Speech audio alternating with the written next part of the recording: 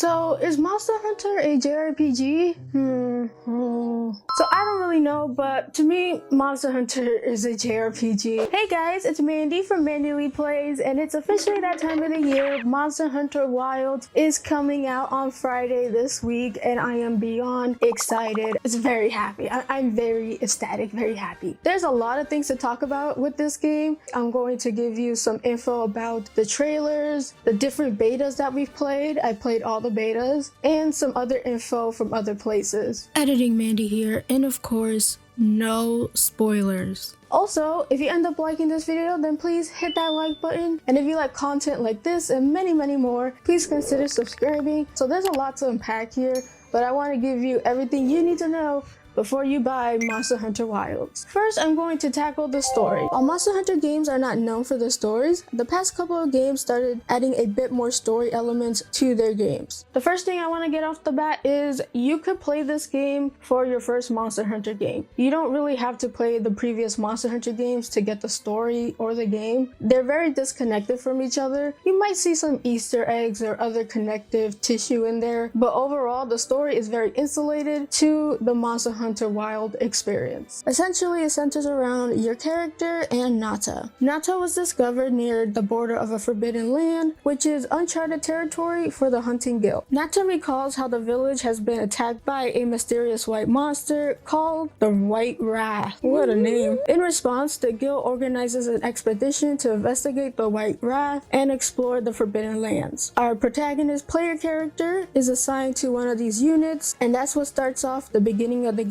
That's all I could find about the game. Again, the stories are not the highlight, it's hunting the monsters, but from what I could tell, you're just exploring a new world and defeating the big baddie. And I can't wait to know more about the story. I love that we get this new area to play around with called the Forbidden Lands, and that is our next point. This is the first Monster Hunter game that Capcom made a seamless open world. So no zones that you could just back up into, no loading zones either. Man, I know there's a lot of bad stuff in modern gaming, but this is the stuff I love to see in modern games. This new title will host brand new ecosystems, and Capcom has revealed some of it to us. In Monster Hunter Wilds, you get to explore the Windward Plains, the Scarlet Forest, and the Oliwell Basin, just to name a few. I have to take a moment to appreciate how damn good this game looks. It is so pretty, and it's by far the best looking Monster Hunter game to date, but I don't want to sit here and glaze the graphics too much, but overall the game is looking so beautiful. And it's nice to see the environments are getting more detail and life. Also, all the biomes will experience different seasons. And with each season, there will be different monsters and different other environmental changes. And of course, it will change the way you hunt in that period. I don't know, this just looks so cool. This is just really cool. They put a lot of love and detail into the environments of Monster Hunter Wilds. It makes the world feel more alive, literally and figuratively, and it really gets you immersed into the whole world. Oh, by the way, I'm playing mine on the PlayStation 5. I ain't got no PC to run this thing. Now, this beautiful world is for us to explore, but not only for exploration, it's also for monster hunting. And in our next point, I'm going to be covering the different weapons. Now, I'm not going to go in detail on what weapon does what because that's a lot. So in this portion, I'm just going to give you the quick rundown of all the weapons. In Monster Hunter Wild, you get to choose 2 different weapons to take with you, and you could interchange throughout the battle. Most Monster Hunter games only allow you to have 1 weapon, so it's pretty big that we're allowed to have 2. Monster Hunter Wilds has 14 weapons to choose from. Each weapon has their own playstyle and their own pros and cons. This is where you, the player, should experiment with different weapons and see which one works for you. Like I said before, there are 14 weapons, and here are the names: Great Sword, Long Sword, Sword and Shield, Dual Blades, Hammer, Hunting Horn, Lance, Gun Lance, Switch Axe, Charge Blade, Insect Glaive, Light Bowgun, Heavy Bowgun, and the Bow. So the bow was actually a more recent addition. I think it came out during Monster Hunter Rise, and a lot of people love it. And to help you guys out even more, I'm going to link different websites that goes over all 14 weapons and their unique specialties. From my expertise, the most beginner-friendly weapons are the Dual Blade, the Long Sword, the Sword and Shield, and the Light Bowgun. But just know it's up to you which weapon you choose. My weapon of choice series are the dual blades. The dual blades are very fast and rapid, but in turn you don't really have that much defense. But for me, I love the dual blades. I love to unleash my inner Beyblade. I don't really know what my secondary weapon is going to be yet. I have to experiment with different ones, but I feel like the hunting horn might be a good fit. But yeah, just find the weapon that you like. Each weapon has their own pros and cons. Some are a little bit better than others, but I feel like Capcom really made an effort to balance out the different weapons. And don't let anyone tell you which one is the best or not. With all new games in a series, there's bound to be differences between each game. And in this part, I'm going to be talking about the changes in Monster Hunter Wilds compared to the older games. I said this in the weapons department, but you have the ability to take out 2 weapons instead of 1. That means hunters don't really need to commit to a single weapon. They could experiment with different weapons. Also, you could get a weapon that complements your main weapon, which allows you to change up your strategy. And you could switch on the fly while you're out hunting monsters. There isn't a definitive guide on which weapons synergize the best. There probably is once the game comes out, but you kind of just have to pick and choose. Another change is the focus mode, and to see visible wounds on a monster. Attacking monsters naturally causes wounds. Wounds are highlighted in red, so if you see a wounded area, you could just attack that area for maximum damage. Really cool stuff. In Monster Hunter Rise, they introduced riding monsters. Now that feature is in Monster Hunter Wild, it's just different. From the beta, it was kind of clunky because it doesn't have the wire bugs in Monster Hunter Rise. Speaking of which, since there are no wire bugs, you can't ride a monster and bang them into the wall like you did with Rise. Like I said, it just feels different. For the most biggest and epic change in Monster Hunter Wilds, and that is with the multiplayer, because in Wilds, it is cross-platform, finally. So with crossplay enabled, you could play with different players even if they're on a different platform. So you could play on your PlayStation 5 and hit up your homie who only plays on PC. I mean, I think we all have that one friend who only plays on PC. But now you guys could play together. I love features like that. Now it does have crossplay, but not cross-save. So you can't load up your character and stuff on a different platform. Unfortunately, we haven't gotten to that point yet, but at least we got crossplay. Another revolutionary change in Monster Hunter Wild is the armor and the fact that it's not gender locked. You'll be able to wear any type of armor regardless of the gender of your character. You can finally mix and match different designs for different genders, which is something that fans have been begging for the longest time. And finally, to wrap things up, the map is a fully 3D map. So with that out of the way, let's talk about one of the most important aspects of any Monster Hunter game, and that is the monsters. I mean, it's in the title, and it's one aspect that keeps getting better and better with every iteration of Monster Hunter. And with Monster Hunter Wilds, there are a total of 13 new monsters. I could be wrong, and there definitely could be more when the game fully releases, but from what I've seen, it's just 13. And we also have 8 returning monsters from different titles in the series. Like I said, they're probably gonna add more, and this number is not set in stone. Of course, certain monsters are relegated to early game monsters,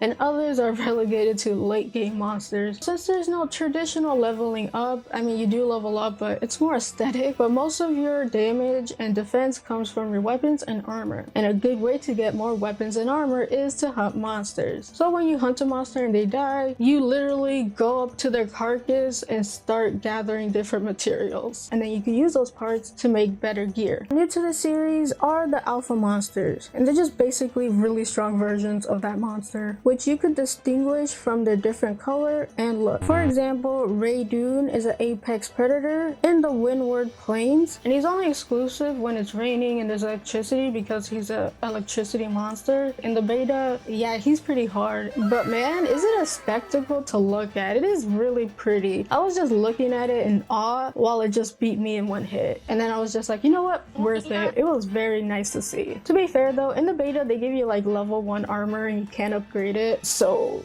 now apex monsters and really stronger monsters is a really good way to carve really rare material. There's also tempered monsters who have battle scars, which is pretty cool, and they have a glowing blue wound that you could target with your focus mode. Okay, so we have apex monsters and tempered monsters. There is actually one more, and that is frenzy monsters. Now these class of monsters have been afflicted with the frenzy virus, which makes them aggressive, unpredictable, and an overall nightmare. But man, do they give really good materials. But hey, let's not get ahead of ourselves because we're all gonna start from the bottom. So I recorded this portion after I initially recorded the video. That's why it looked different. I'm going to be going over some tips and tricks for Monster Hunter Wilds. Luckily, I have a good friend and longtime mod of this channel, Kendo. He is a beast when it comes to Monster Hunter games and he knows a lot. So he gave me some tips and tricks to share with you guys. The first one is do not rush through the low rank quests. Take your time, have fun, make some armor, gather items like honey. You need honey for potions, by the way, so it's really important. And just have fun because once you're out of low rank, that's it. Now tip number 2 is kind of like a counter to that, and that is don't spend a decade in low rank either. High rank has more going on and backtracking into a low rank quest will make it feel like a chore. Yeah, so essentially once you hit high rank, doing low rank quests really doesn't give you much. Tip number 3, take your time to design your hunter and cap properly. You still could change up different things about it like your hair, color of your hair, and a little bit of cosmetics, but you can't really change the nose, the cheeks, the chin, all that stuff. So do keep that in mind. 4th tip, go to settings to adjust how your secret, which is your knockoff chocobo bird dog, so you could adjust its movements because the secret moves a little bit too fast and too weird, so you want to adjust it to your liking. The 5th tip, pick any weapon. They're all good. Pick your favorites and start swinging. The community has made many tutorials to help you out with that, and everyone in the community is really friendly and chill. Alrighty, tip number 6, this game could be played and enjoyed solo, though if you do have a problem with one of the monsters, you could go online and hit the SOS flare, which brings a random person to you so they can help you with the monsters. So don't be scared to ask for help, and since it's a random person, you don't really have to know that person, though it's really bad manners if you don't say anything to them. So have a sticker or a phrase that says thank you. Tip number 7, really learn how the monsters fight. You don't want to learn too fast,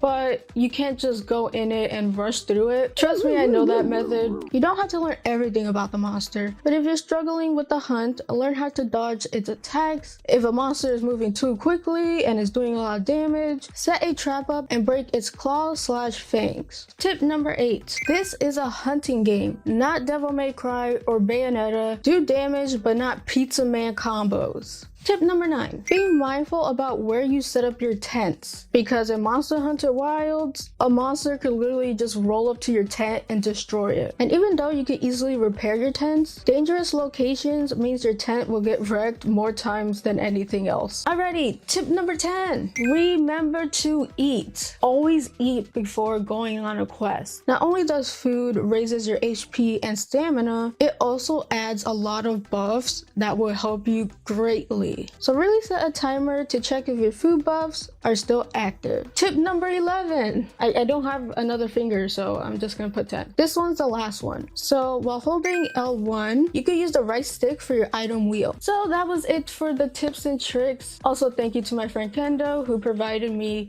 with these tips. Alrighty, now on to the usual video. For our last point, the miscellaneous points. This is where I put a lot of the different things that don't really belong in other categories. The first thing is the many editions of this game. There's a Steelbook edition, which is an extra $5 from the base price. So if you like Steelbooks, there's a Steelbook. The next two are only exclusive with the digital version. The first one is the Deluxe edition, which comes with layer armor for your hunter, secret, and your palico. Plus it comes with other cosmetics like gestures, extra features to design your hunter, and a nameplate for your hunter profile. Then we finally have the Premium Deluxe Edition, which has everything in the Deluxe Edition, plus some extra layered armor. To be frank, I don't think these are really good goodies from a Premium and Deluxe Edition. Seems really meh. Now there are a ton of accessibility features that have been added to the game. As I usually say, the more options, the better. There is a colorblind assist, which helps you navigate the game based on your color blindness. And funny enough, there also is a arachnophobia option because there is a big spider monster. So there's an option for that. I mean, I really don't like spiders. I could see them and not cringe, but I know a lot of people who really don't like spiders. There is also bigger text options, which I love to see because I could barely see. So I love when there's an option for that. So that's pretty much what I could find about Monster Hunter Wilds. I am so excited for this game. I love this series so much, and I I hope you guys found this video helpful. Please tell me if you're looking forward to Monster Hunter. Is this your first Monster Hunter game? Please let me know all that in the comments down below. Please hit that like button, would appreciate it. And if you like videos like this and many more, then please consider subscribing. I'm trying to get to 10K by the end of the year. It's a lot, but I know we could do it. You can follow my socials in the description down below. I hope you guys have a fantastic day, and like always, play a good game. Peace.